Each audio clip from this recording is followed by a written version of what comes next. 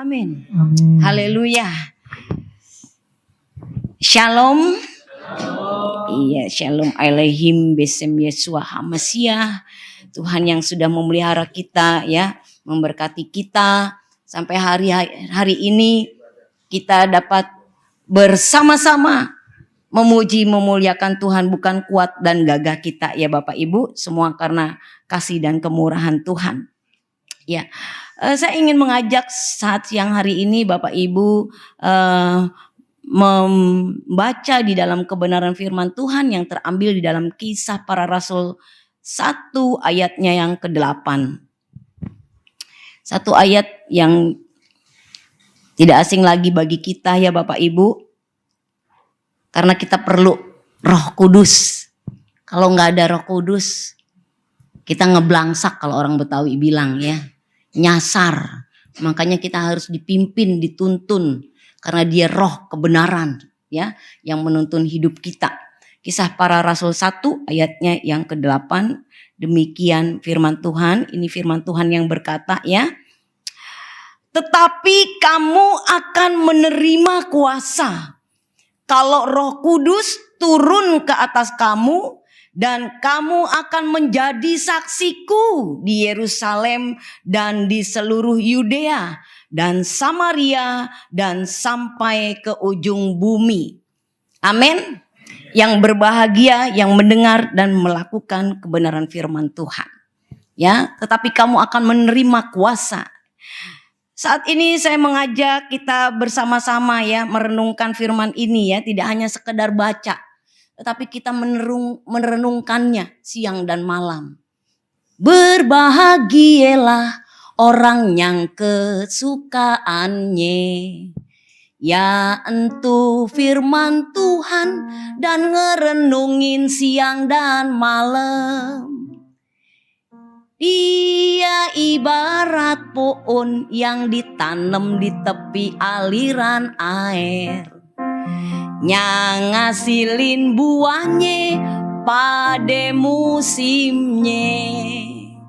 Daunnya kagak bakal layu. Apa aja yang diperbuatnya pasti berhasil. Amin. Mau berhasil? Kita semua mau berhasil ya. Saudara yang dikasihi oleh Tuhan Yesus, sebagai orang percaya kepada Tuhan Yesus, selayaknya kita harus menjadi saksi Tuhan Yesus ya dalam hidup kita. Dan orang akan menjadi saksi Tuhan Yesus kalau Roh Kudus turun atas kita ya, atas orang tersebut. Maka orang itu tidak punya rasa takut karena Roh Kudus turun di dalam hidup kita. Kalau Roh Kudus belum turun, belum ada di dalam hidup kita, pasti ada rasa takut. Masih banyak yang takut di sini. Takut mati terutama. Kalau mati jangan ditakutin, udah pasti datang, bener nggak? Orang mati ke sorga ini kok takut, gimana sih? Kecuali matinya nggak jelas, baru takut ya. Kalau mati kecelakaan, ketiban pohon pisang, jatuh dari pesawat itu hanya sarana. Ya, yang penting kita pulangnya udah jelas. Ya, ke sorga. Ya, terima dari babe di sorge. Ini rumah kita, kuncinya ini di Jalan Galilea 5, ya. Gang Petrus 3. Tepat alamatnya jelas. Jadi mati jangan ditakutin ya. Nah, kalau Roh Kudus turun atas orang itu, maka orang itu punya kuasa. Tetapi kalau Roh Kudus nggak turun, ya nggak ada kuasa. Kenapa Bapak Ibu Saudara?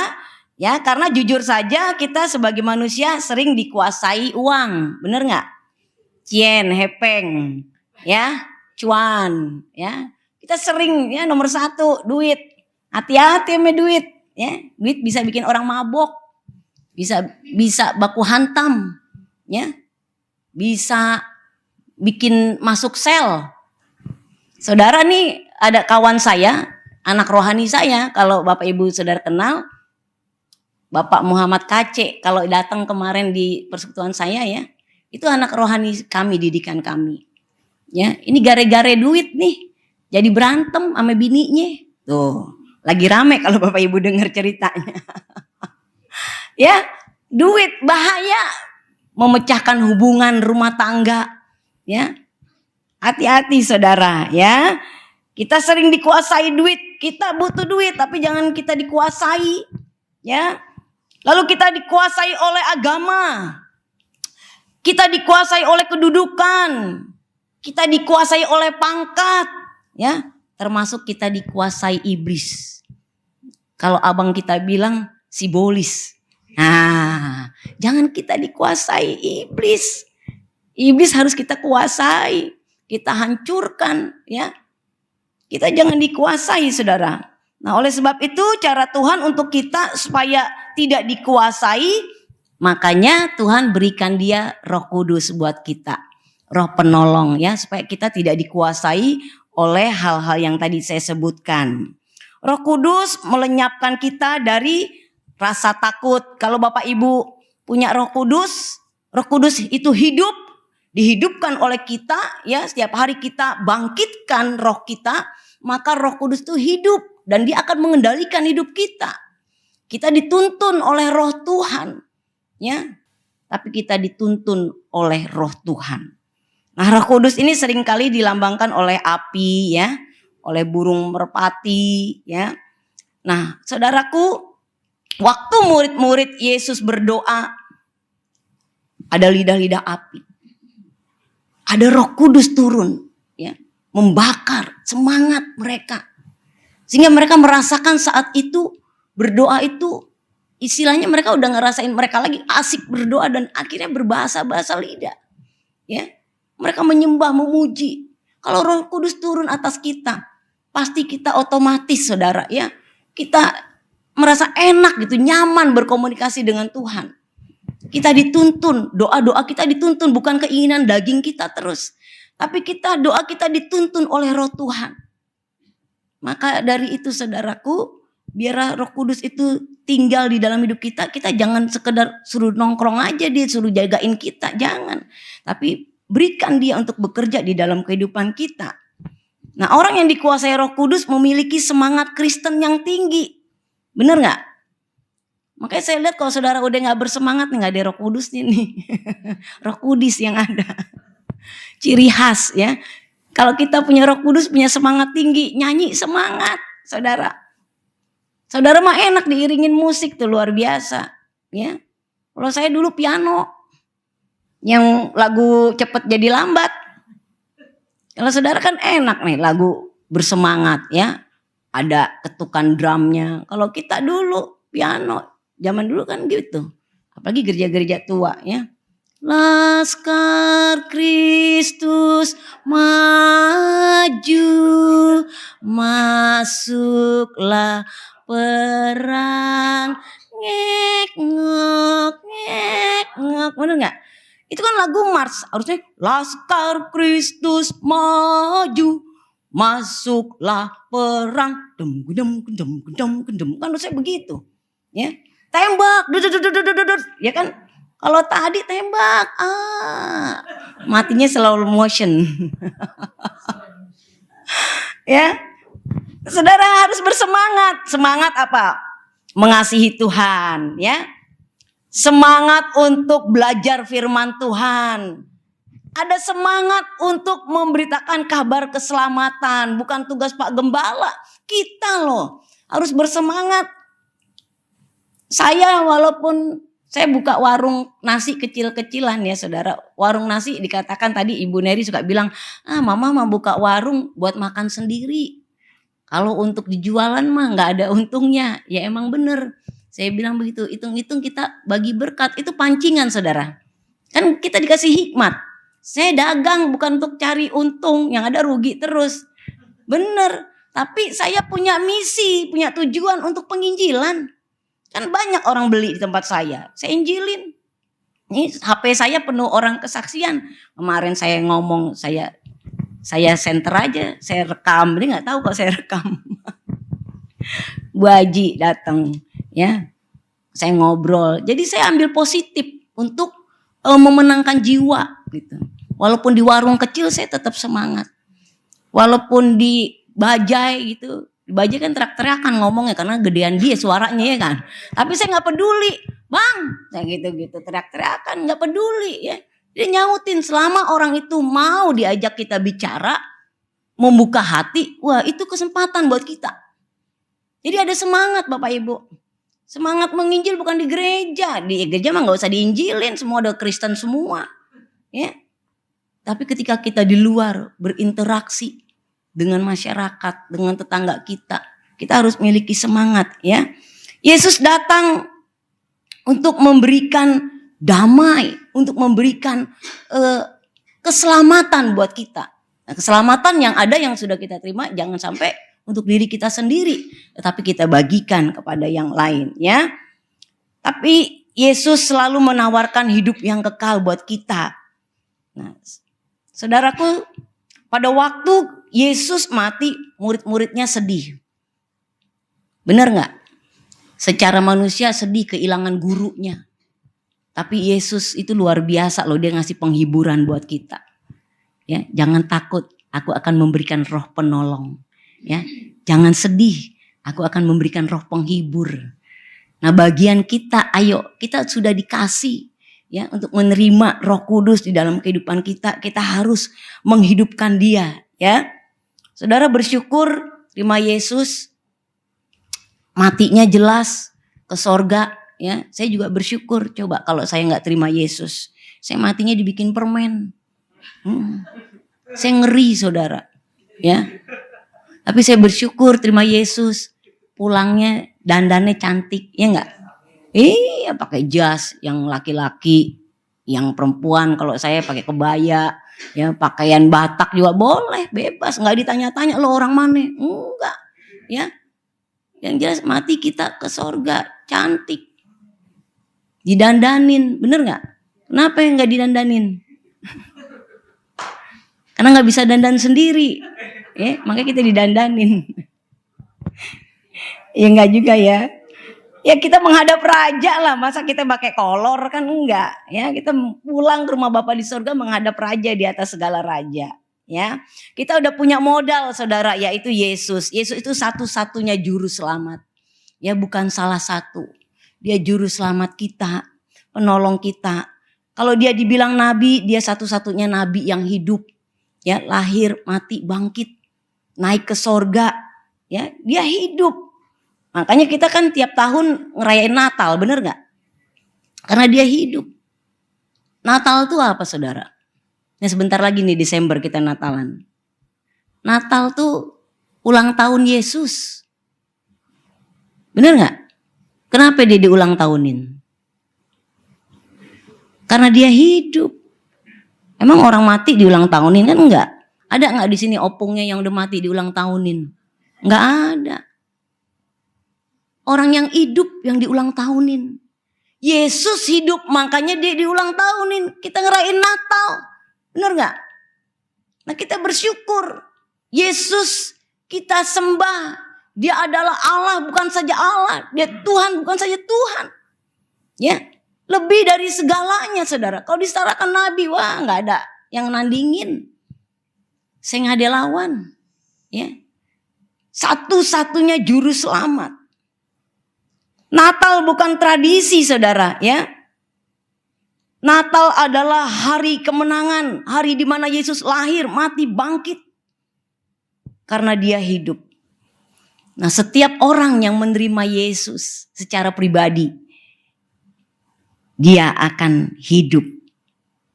Bukan menjadi orang Kristen yang stagnasi di situ saja. Tetapi dia mempunyai kebangkitan yang luar biasa. Semangat yang luar biasa. Roh yang luar biasa. Oh, setiap berjumpa dengan orang dia ada selalu sukacita. Dia akan selalu memberitakan kabar keselamatan. Karena dia hidup, Yesus hidup di dalam kehidupannya. Maka orang tersebut akan dirubah hatinya. Kalau Yesus gak hidup kita gak berubah. Benar gak? Karena Yesus hidup di dalam kita dan kita mau diubahkan, maka dia akan merubah hidup kita, saudara. Hidup yang gak ada artinya menjadi berarti. Ya. Hidup kita yang penuh cacat celah dosa, dia mengampuni kita. Gak ada nabi yang kayak begitu. Kagak ada nabi sehebat Isa Al-Masih. Kalau di kitab saya dulu. Kagak ada rasul sebanding Isa Al-Masih. Baik kasihnya juga kuasanya.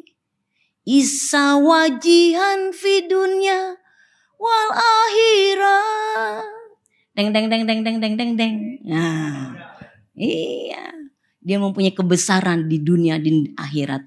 Ya, itu pernyataannya jelas ada di surat. Di kitab saya dulu. Oleh sebab itu barang siapa di dalam Yesus adalah ciptaan baru. Benar gak? Yang lama sudah berlalu. Kalau udah lo di dalam Yesus udah ciptaan baru, jangan ingat-ingat lagi yang lama. Ya, karena Yesus sendiri tidak mengingat-ingat masa lalu kita. Harus maju terus tatap ke depan bersama Yesus, udah gak ingat-ingat lagi. Kadang-kala mah kita sebagai orang Kristen masih ingat-ingat lagi yang dulu. Ya, balik lagi kehidupan yang kita dulu udah diselamatkan, ditebus darah Yesus, maling mau jalan terus. Gak nyinggung, nyindir. Tapi di sono bukan di sini. Ya. Udah diselamatkan, balik lagi kehidupan kita yang dulu. Jangan, kita harus berubah. Percuma dong. Kalau Yesus udah jumpain kita, Roh Kudus bekerja dalam hidup kita, udah gak ada lagi.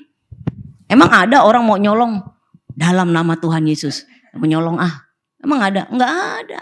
Pasti Roh Tuhan mengingatkan kita, benar gak? Iya, gak ada tuh dalam nama Yesus. Uang lu gua ambil, gak ada. Ya. Ada Roh Kudus yang mengingatkan kita. Jangan. Jangankan mau melakukan, sebelum di hati aja udah diingatkan. Itu fungsinya Roh Kudus, ya, memberikan ingatan bagi kita. Oleh sebab itu saudaraku, selagi masih ada waktu, terimalah Yesus, ya. Kita cari perkenanan Yesus sungguh-sungguh, ya. Karena Yesus berkata, aku akan memberikan hidup yang kekal kepada mereka dan mereka pasti tidak akan binasa. Ya, dia akan hidup yang kekal. Itu sebabnya Yesus mengajarkan doa Bapa kami, benar gak? Dia menjadikan Bapak kita, saudara, ya. Kalau di saya doa Bapak kami ada di bahasa Arab. Nanti Bapak Ibu boleh belajar, ya. Untuk penginjilan. Ya. Saya seringkali menginjil ditutup dengan bahasa Arab doa Bapak kami. Dia mah iyain aja, ya amin, amin. Dia kan taunya bahasa sana, gitu. Ya kita bersyukur doa kita diaminkan, jadilah sesuai dengan perkataannya, ya. Itu kita harus berhikmat saudaraku, ya. Dia jadikan dia itu Bapak kita. Bapak kita alamatnya jelas, ya. Kalau pulang kita nggak nyasar lagi, jelas ke sorga pulangnya, ya. Nah, paskah Yesus mati disalibkan, murid-muridnya ada dalam ruangan yang terkunci. Karena mereka takut. Waktu Yesus mau disalibkan, mereka ketakutan, gurunya mau dibawa kemana nih, ya. Tetapi murid-murid ini ikut Yesus udah lama sebenarnya. Kayak kita nih ikut Yesus udah lama. Ya, udah lihat mujizat, udah lihat kuasanya. Tapi kadang-kala kita ininya jalan. Ya, apa bener sih ya? Masih gak percaya. Padahal udah ngelihat mata kepala sendiri. Tiap lo susah ditolong sama Tuhan. Tapi lo masih gak percaya. Iman itu harus melebihi daripada akal. Jangan akal kita yang jalan. Kalau akal kita yang jalan ya imannya mandek. Gak bertumbuh saudara, ya. Kadang kalau kita udah doa, udah percaya nih, pikiran kita dikuasai lagi sama si bolis. Gak akan dikabulin lo doanya, gak mungkin. Nah, gak boleh, kita harus tepis itu, ya. Kita percaya bahwa setiap doa Tuhan sudah dengar kita dan jadi sesuai dengan iman kita, ya saudara. Nah saudaraku, untuk itu saudara harus memiliki Roh Kudus supaya Roh Kudus menuntun hidup kita, ya. Seperti saat ini kita banyak sekali anak-anak Tuhan mengalami ketakutan-ketakutan, ya. Tapi biarlah kehidupan kita senantiasa berserah setiap hari kepada Tuhan. Supaya hidup kita betul-betul Tuhan yang bekerja. Kalau kita melihat keadaan dunia saat ini adanya takut, ya. Bapak Bu Gembala katakan sering sekali dunia ini kayaknya gak ada masa depan, gelap, ya. Tapi anak-anak Tuhan gak gelap lagi. Ada terang yang luar biasa. Makanya dia berkata, akulah terang dunia. nggak main-main. Kalau lu udah dijadiin terang dunia, ya, lu harus bercahaya. Orang boleh resesi, kita anak-anak Tuhan resepsi, bener nggak? Di mana-mana ada undangan makan, ya. Pulang kebaktian sebentar makan, bener nggak? Iya kan, hiburan hamba Tuhan kan begitu, hiburan anak Tuhan. Rumah makan sama rumah Tuhan. Emang lu mau kemana lagi? Ke mall capek muter-muter doang. Hiburannya di sini. Siang berikan kesempatan waktu untuk datang sama Tuhan, ya. Jadi saudaraku, miliki roh yang bersemangat, ya, memiliki hidup yang sungguh-sungguh dekat sama Tuhan, supaya kita dipimpin, ya. Kamu akan menerima kuasa kalau Roh Kudus turun. Kalau Roh Kudus nggak turun, kamu nggak punya kuasa. Doamu percuma, ya. Mungkin cuma live service saja. Tapi kalau kita terima Roh Kudus sungguh-sungguh dalam hidup kita terima kuasa. Setiap orang menopangkan tangan orang sakit disembuhkan. Ya, mujizat terjadi. Jangan bentar-bentar lo panggil pendeta, lo pergunakan kuasa yang Tuhan sudah kasih. Ya, Pak Pendeta kan repot juga, malam-malam lo bangunin. Kalau rumahnya deket, ya nggak, ngongkosin juga kan begitu. Pendeta yang di sono Pak, bukan di sini. Kok di sini mah rela hati ya Pak. Subuh-subuh dibangunin datang. Ya, saudara pergunakan kuasa. Saudara berdoa di situ, saudara. Saya ada kesaksian, mungkin kesaksiannya sedikit konyol ya, tapi bagi saya ini kesaksian yang luar biasa buat saya. Ya, tengah malam saudaraku, dogi saya, kan saya biasa tuh saya doa selalu buat dogi-dogi, saya doain loh dogi saya. Nah, tengah malam itu dogi saya nggak bisa buang air. Saya lihat tuh kan kasihan saudara ya. Kalau manusia sih mungkin bisa ngomong atau bisa minum obat, tapi kalau dogi kan kasihan. Saya doain tuh dogi saya mah nggak pandang. Kan Tuhan bilang segala makhluk beritakan. Bila perlu anjing lo diberitain Injil kan begitu. Ya tapi kan nggak gitu-gitu amat. Artinya betapa pentingnya Injil untuk disampaikan. Bener nggak? Ya, saya doain, saya topangin tangan. Ya malam-malam saya mau ke dokter hewan udah tutup, nggak 24 jam. Saya doain, cespleng tuh nggak lama, ya. Ya 5 menit, 10 menit lah. Saya lihat lagi dia bisa buang air. Aduh saya seneng Tuhan, terima kasih Tuhan. Tuhan tolong saya. Maklum saya sendiri saudara apa-apa. Ya, masa anjing 5-5-5-nya ke dokter kan enggak. Ya kan, saya selalu Tuhan berkatin Cimeng ya, sehat. Jantungnya, paru-parunya, ginjalnya, mata. Dogi saya doain. Siapa yang suka doain gigi di sini? Gak ada. Giginya didoain, jangan ntar nungguin sakit gigi. Udah sakit gigi baru doa. Jangan. Doain tulang-tulang kita. Bukan tulang yang di sono, bukan. Tulang kita didoain. Bukan nang tulang juga, bukan ya. Nah, didoain tulang kita. Nggak ada kan yang doain, makanya saya ke doa lama semua saya doain dulu. Ya, mata, semua gigi saya supaya tidak ada satupun yang tanggal Tuhan. Gitu. Aliran-aliran darah biar nggak macet. Jangan dibilang sepele. Lu kalau udah krodit lo darah lo, keder. Nah, makanya kita harus berdoa untuk semua. Pergunakan kuasa yang Tuhan berikan, ya. Kamu akan menjadi saksiku di Yerusalem, di dalam sendiri. Kita akan jadi saksi di seluruh Yudea, tetangga kita. Ya, kalau kita punya kuasa, kita bicara sama orang-orang di dalam, mudah ya Bapak Ibu Saudara, karena Roh Kudus yang memimpin, menuntun kita. Perkataan kita, ya kalau menyampaikan kabar keselamatan, Roh Kudus yang menuntun, sehingga ada kuasa, sehingga orang ketika diberitakan, ya dia mendengarnya enak. Nggak kesinggung, endingnya nggak berantem, ya. Jadi minta Tuhan, saya ingin injilin ibu ini nih gimana caranya, ya, supaya kita hidup itu senantiasa dituntun, dipimpin Tuhan, ya. Kita akan jadi saksi sampai ke ujung-ujung bumi, ya. Waktunya sudah habis, saya nggak panjang lebarkan, ya. Bapak Ibu Saudara tetap bersemangat, ya, mempunyai kekristenan yang tinggi gitu, semangat kekristenan yang tinggi gitu. Jangan udah diajak nyanyi WL-nya, ayo dengan gerakan ini, nah, saudara susah banget kayak ada permen karetnya tepuk tangan, ya. apalagi mikirin utang, apa yang belum jangan saudara. Saudara harus konsentrasi memuji, memuliakan Tuhan ya. Sehingga roh Tuhan betul-betul bekerja, dia hadir di tempat ini, memulihkan, menjamah kita. Dan kita akan melihat kuasa Tuhan dinyatakan hidup kita. Amin. Tuhan Yesus memberkati ya. Pergunakan roh yang Tuhan sudah berikan. Mari kita tunduk kepala.